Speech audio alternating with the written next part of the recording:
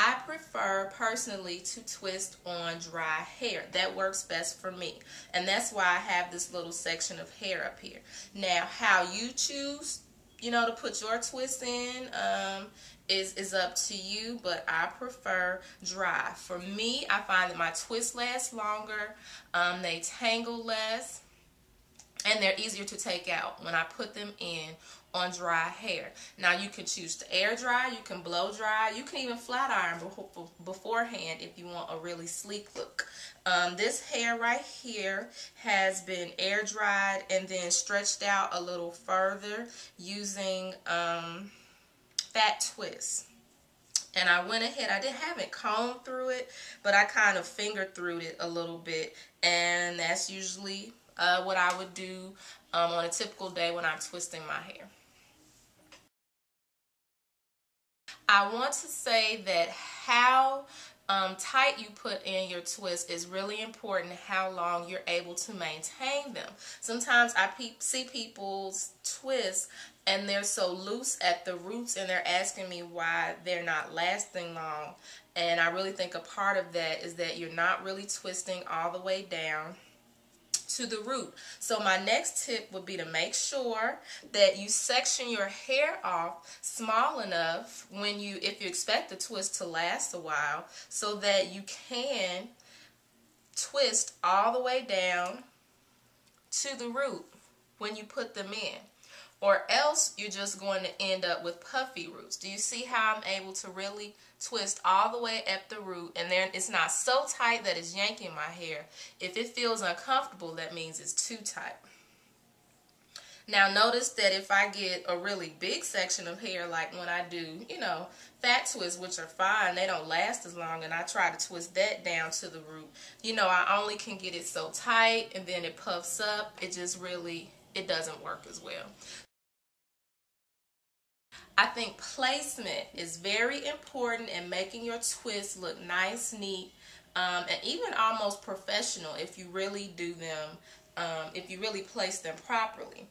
I pay particular attention to the size and placement of my parts in this area up here, because that's where I part my hair, around the sides, because I usually pull my hair back, and in this section right here, because that's what people are going to see when they see the back of my head.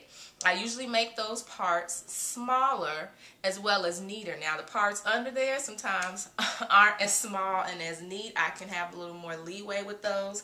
But here, and through here, you want to make sure that you do really nice and neat parts.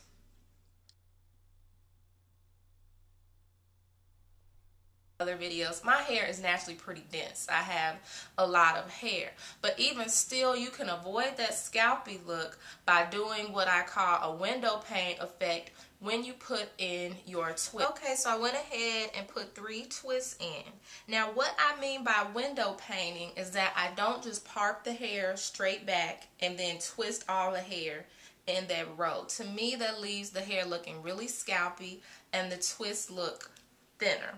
What I do is actually part in between the parts. I guess that's why I call it window painting. And what that does is makes the hair look less scalpy, thus it looks fuller. So you'll see this first row, I put these twists in. I did them, pretty quick. I'm just doing this for the video.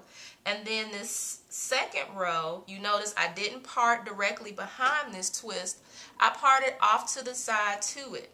And this twist is actually in the middle of the other two. Let's see if I can get closer. I don't know if you can see that the part is not perfectly straight. It's kind of angled. I did that on purpose because that helps give the style some depth. And what I'm using to put these twists in today is just a little shea butter. And I'm just going to go ahead, put this twist in right here. So if you notice, when I pull the hair back, I now have a twist here and a twist here in the front, and then one in the second row to offset it. And I'm going to do the same thing right here on this side. Oh, I got shea butter right there. I'm going to part the hair here and here so that the twist is not directly behind, but kind of off to the side from the other one. is that in order to avoid frizziness in your twist, you want to make sure your hair is properly moisturized, that you use the holding agent of your choice. I usually prefer to use butters, and that your hair is properly detangled. If your hair has a lot of tangles and you're twisting it, they're just going to look puffy and kind of odd if your hair isn't properly detangled, and they're not going to last as long. So I usually either comb through with the smaller tooth comb or use my fingers to separate my hair into smaller.